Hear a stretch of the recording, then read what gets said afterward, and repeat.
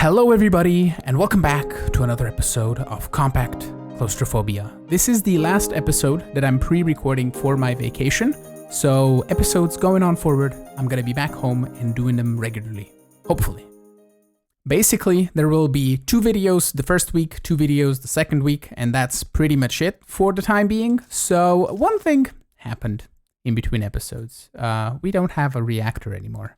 I kind of left the game running, thinking that this reactor is going to be fine, right? I was thinking it should be okay, nothing's going to go wrong, everything's going to be fine, we're cooling it. But no, it exploded and deleted everything, but all of the cables are intact and everything else is intact, which is kind of cool. So what we can basically do is we can just reassemble the whole thing. So I need to just place a block here on which I can place this, and I updated the lava. No, it's going to flow everywhere. Can I place you here? Oh, I have to place you on top of this, I think. No. At least I removed the lava. But we need to place you onto here. Ooh, maybe we can maybe collect that. Ah, there we go. That should be good. It's filling up with molten lithium. And I'm going to set it to... We're going to not prevent input overflow. So it should import molten lithium 7 in both tanks. Because we can use that as well. If we look at lithium, lithium 7 in the reactor, there is a combo where we can use lithium 7 and lithium 7. It's going to do 22,900 RF per tick. And the base optimal temperature is lower than the other one. So I'm hoping that I can run this properly. So I'm going to reassemble the magnets. I'm actually going to make these transparent like I did last time. So we just need to grab a bit of glass and toss you here. Boom. Transparent magnets, right? I'll reassemble the entire thing. I'm gonna try and get it charged up if I can. And we should be good to try and run it again. The coolers are still there, so it should possibly provide enough cooling still, but we will see. It seems to be working. We have enough cooling. It's at 5,000 kelvins per tick, not kilokelvins. That's what the temperature is right now. And the working temperature for this lithium reactor is, I think, very, very high still. We look in here. Lithium 7 and lithium 7, it is 1,000 or 16,611 megakelvins, I guess that would be. And I don't know what the, let's say, what is the deuterium and deuterium? It's, okay, 1156 megakelvins. It produces 50,700 RF per tick. So I don't know if I have to, you know what possibly could have happened? That I didn't extract the power once it started producing power. And then when the energy buffer got full, it just exploded. So I'll keep an eye on this for a little bit at least. And we're going to see when it starts producing power, because this is going to produce 20,000 RF. We could do, I do think I have a bin, and I think we can extract power from anywhere. So we're just going to do this for the time being. So it's going to void the power. And we're going to see once it starts making power, we shouldn't run into an issue, hopefully. And if it starts causing issues, we can do the whole comparator setup. I'm testing out if we can read this. But as the efficiency rises, you get a stronger comparator signal out of the fusion core. And we can possibly stick, we actually can't stick a comparator next to this reactor directly next to the fusion core because we have the smallest reactor. We could potentially make it bigger because we have more space in this maximum compact machine, but we'll see what happens. Firstly, I want to at least get one functioning, and maybe we can keep it stable and keep it running, and that should be pretty good. But the temperature has to rise quite more before we can even see if this is going to work. But what I was trying to tell with the comparator, you can keep the reactor at like 90%-ish efficiency by having a comparator that emits a signal of 15 directly to the reactor, which turns it off for a moment, and it drops the efficiency a little bit, and then the reactor kicks back on again without a redstone signal, and the efficiency starts rising again, and that basically keeps the reactor in check. But the reactor should have supposedly been okay if I have the active cooling, which I do, and I think the issue possibly was that I didn't extract the power. I think that was the only thing. Oh, energy. 1 RF per tick. It's happening. We're producing power. Magical 1 RF. Okay, I'm just gonna extract the power. I think it should be fine. We can even use a... this is the 6... do we have any of the... Enderium... no. What are they called? Resonant ducts. Can I make a couple of these? I can.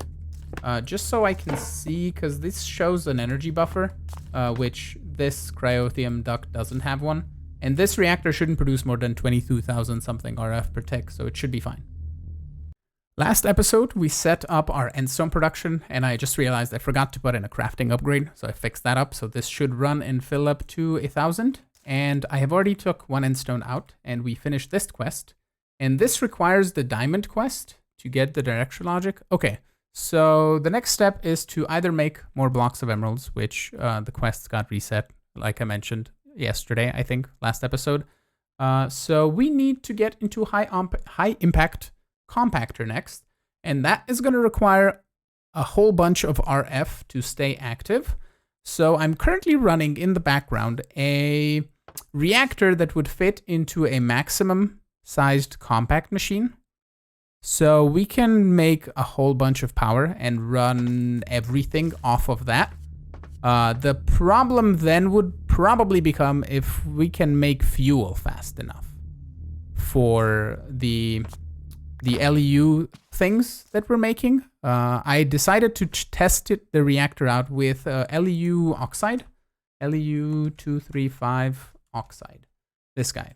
So it's basically regular LEU-235 fuel that you put 4,000 millibuckets of oxygen gas over in a fluid infuser, and that then burns in the fission reactor, and it produces a little bit more power and a little bit more heat gen, and we can potentially set up a humongous reactor inside of one of the giant compact machines.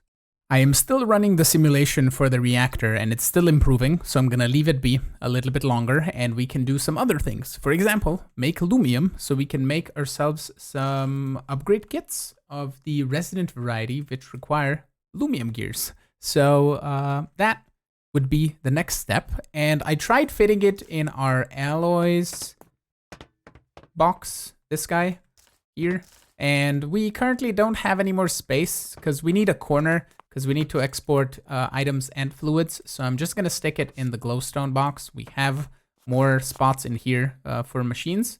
So one thing that we need is an exporter here. Let's just do this, and then let's do a cache. I have both of them. One here, and we're gonna do one here, and the infuser there. And we can just do 2 external storages, 3 exporters, and a couple of ducts of these signalum plated item ducts should be good. We can just run them like this to everything here. That should connect, should be good. And then here we need an exporter, an external storage, exporter, external storage.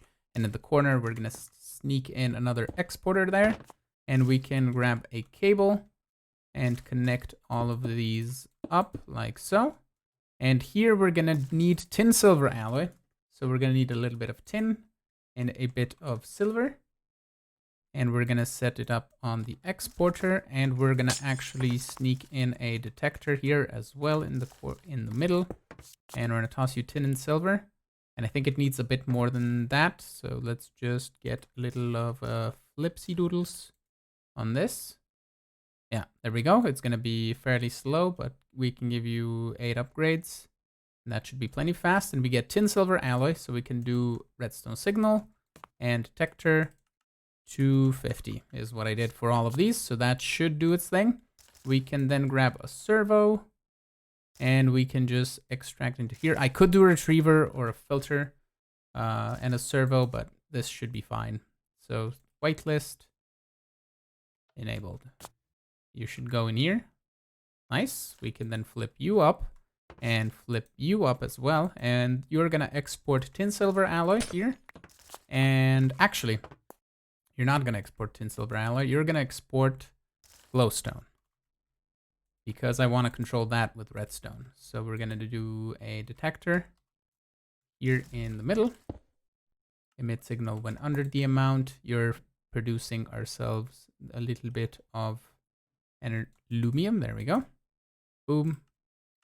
We're gonna do 1,000, even though we're producing glowstone very, very slowly, and this will probably just be waiting quite a while. And here you're gonna export tin silver alloy, and that should be all good. We could just do we don't need an exporter there. We could just keep it stocked with tin silver alloy with an item duct. Yeah, it's fine. It works both ways. It's all good. Yeah, that way we wouldn't need to store the tin silver alloy in the system, but it's okay. It is perfectly fine.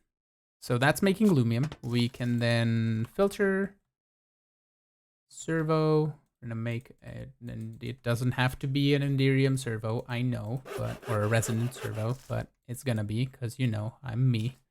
That should go into the right spot. I mean, we don't really need filters, if we're all that honest, because these are locked anyway. So it should go to the corresponding spot anyway. All right, so that's making Lumium. And we can now, I believe, do I have the Lumium gear pattern? I do not, because I didn't have Lumium, right? I couldn't have made it. So here we're gonna do bam, bam, bam, bam, Lumium gear, bam, and then we can do resonant upgrade kit. We're missing 3 Lumium. Of course we are, because I forgot to do one thing, and that is this. Aha, now we have resonant upgrade kits. Aha. What would be the first thing that would need upgrading? Probably fuel. These guys. Or, well, this guy is running max speed. But these craft it as fast as you can. You don't need to upgrade this. Anyway, we can now wait for a bunch of Lumium. It's gonna be made eventually. I hope that this doesn't explode again. But last time it made like 200 buckets before it exploded.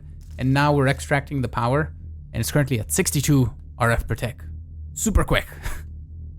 I think we can start assembling things that we need for this high impact compactor. We're gonna need to make it at some point anyway. So one of the requirements is impulse item ducts, which are just glowstone over an item duct. So I tossed 8 of them in here, and they should get glowstoneified whenever we get another bit of neutron fluid, which is just now.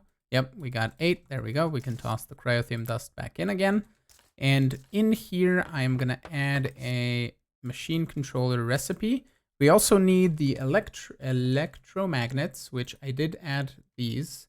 56 is what we need. So here's stack minus 10 plus 2. We're missing pulverized obsidian, 156. We're missing sulfur dust. Okay, it made something's using the wrong type of sulfur in the recipe. Okay, so let's do magnet. This magnesium diboride is fine. Delete plating, DU plating, I assume. So plating. Ha. You know what we can do? We can do ore dictionary. That should fix it, I think. So magnet. Stack minus 10 plus 2. Okay, that should be good. We're just missing pulverized obsidian, which we have somewhere, and we can just increase the number of obsidian to keep.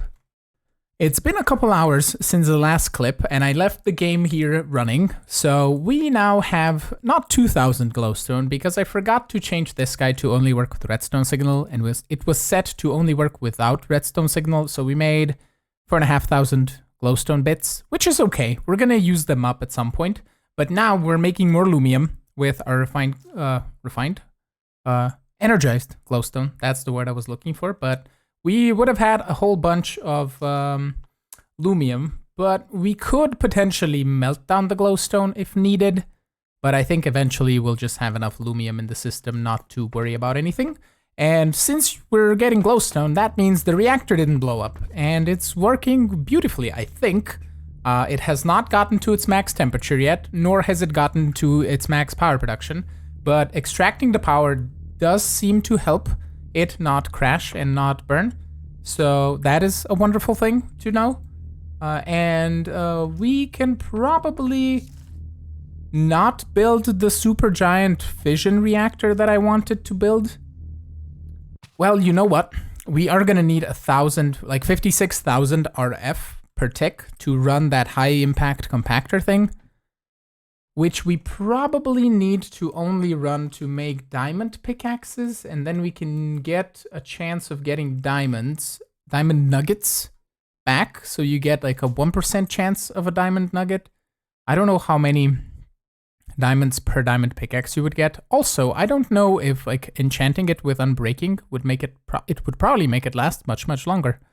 We could automate unbreaking books. That's a doable thing.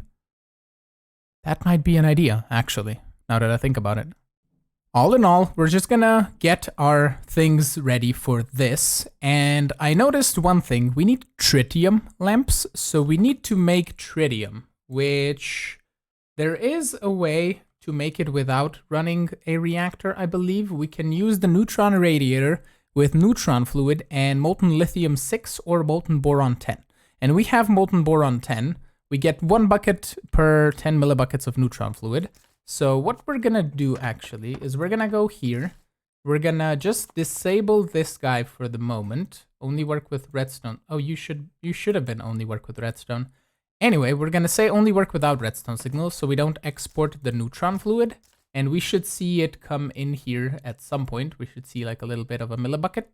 And we can export that via an exporter, probably just in our manual machines, into a neutron irradiator.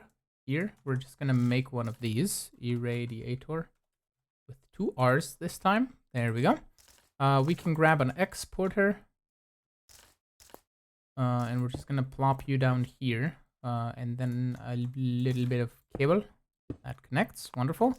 Neutron radiator, and we can say on the exporter, flip you over. We're gonna move a little bit of this. Fluids. Oh, I need the filter. Right, cheaty mode on. You know what we're gonna do? I'm gonna just get 1 neutron fluid bucket. I'm never gonna use it for anything else other than filtering, because it's annoying to wait for an entire bucket of neutron fluid, because you make 10 millibuckets at a time. So that is gonna be that, and it should export it here. And then boron 10. Do I have that? I should. Molten boron 10. Go. Make me things. I have upgrades without the speed. 8 of you.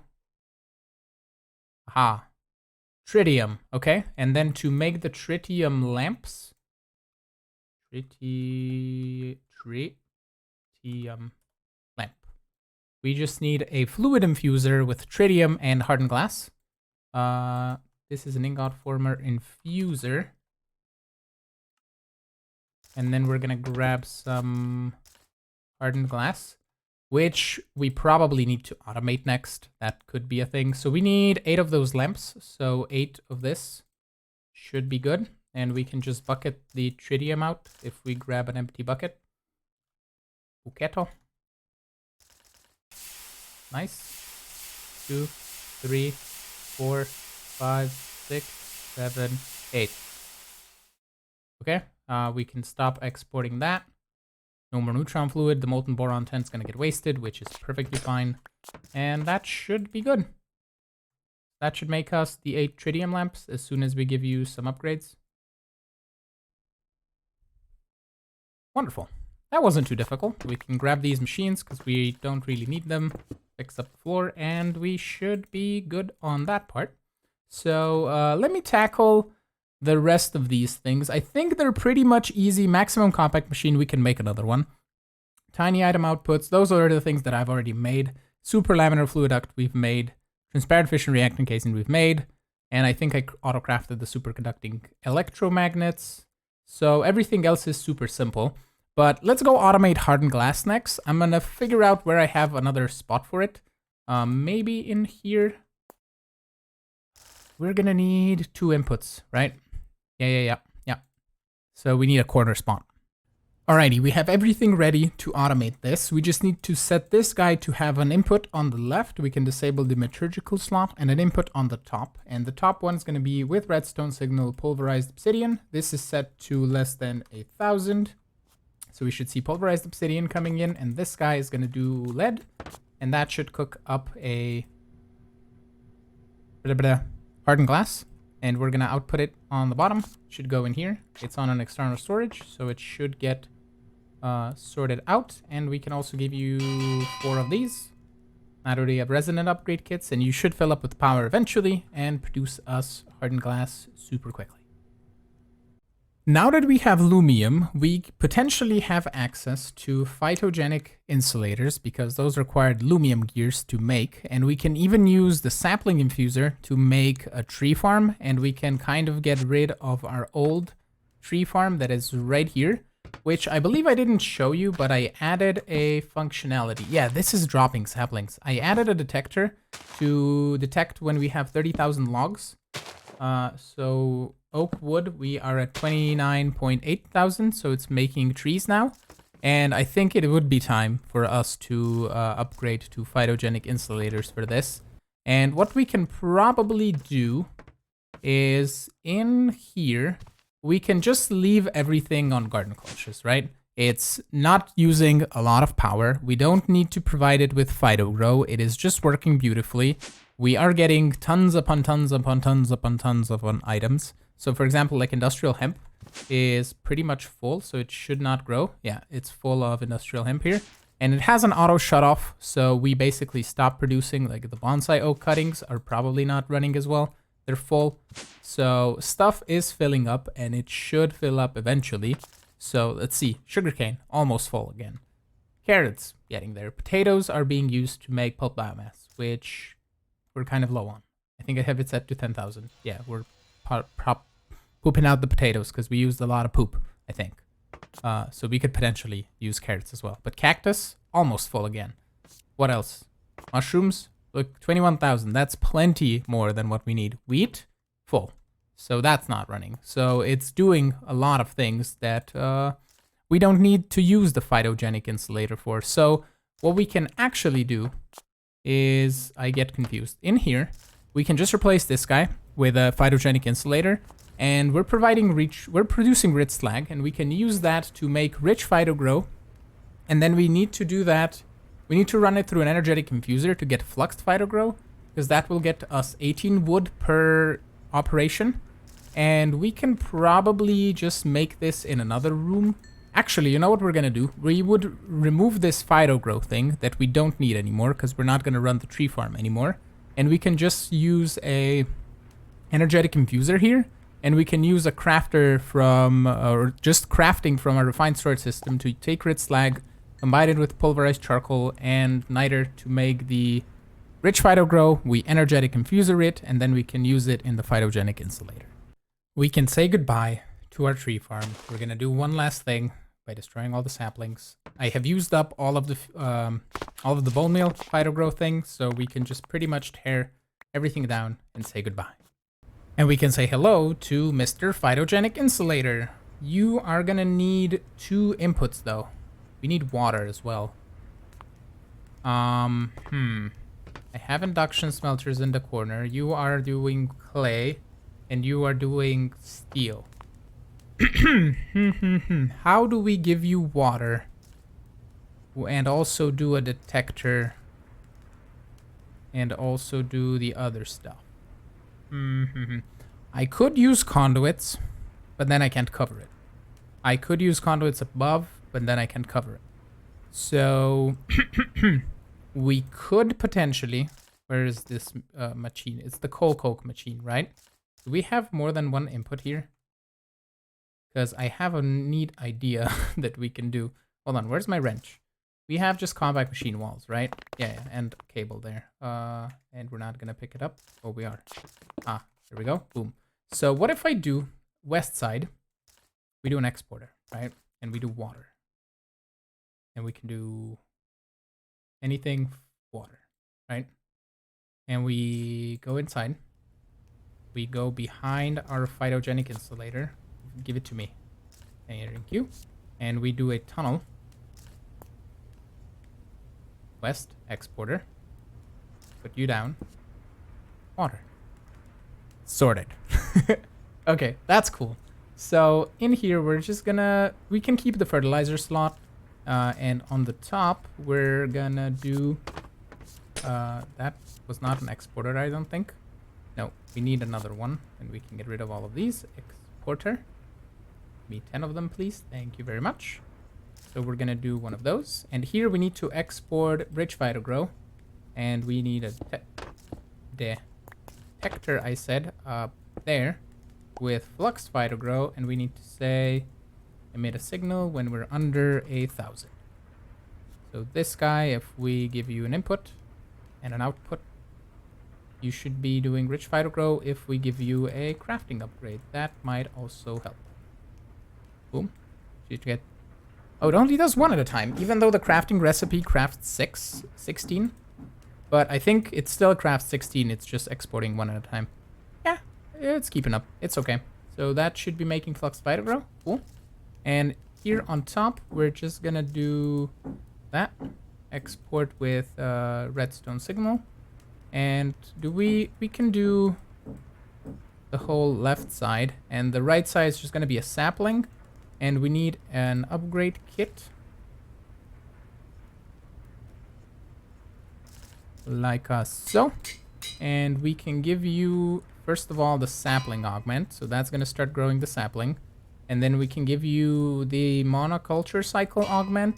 So you basically grow, it says that it will not consume non-fertilizer inputs. And it will maybe not even produce saplings, or maybe slowly produce saplings. I'm not sure. But we can do an output on the bottom. Right? I think we have a item duct. Yeah. You should output the wood. Hopefully. And we can give you a couple of these. So you will run a little bit faster. It's filling up with power. It's outputting. Ooh, it does output saplings. Okay. I can't... I mean, you know what we're gonna do probably? This just makes it so it doesn't use the fertilizer input.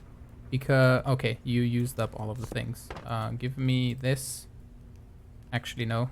This. 50,000. We need it under. Okay. We're outputting flux phytogrow. We can just toss this in here. Okay, so we need to get rid of the saplings. This augment just reduces the amount of fertilizer we use, and we can pretty much make infinite amount of those for just power, so it shouldn't be an issue. So what we're gonna do is we're gonna take that one out. I think that's not... Is it gonna use up the sapling? Oh, it is. That's fine. We can just toss saplings in the...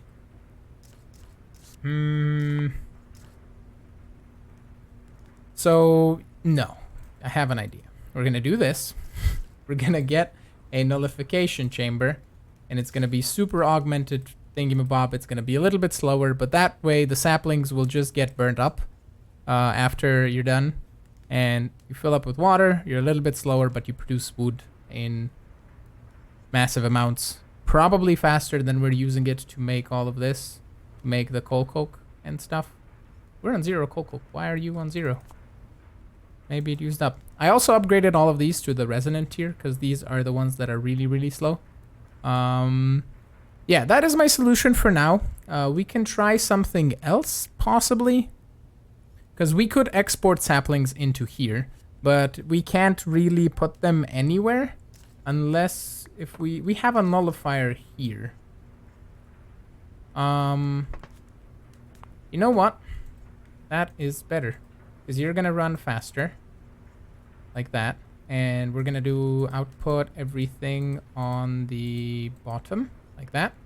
And we're going to add a sapling to the filter. So now saplings have a place to go. And that should be good.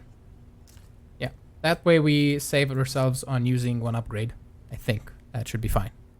I decided to add saplings over here, and I moved also my apples over here. We're not producing them currently from anything, but we have 20,000 of them if we ever need them for something. They're just ready for us. And here I changed this guy so it only has the sapling infuser augment and then 3 speed augments.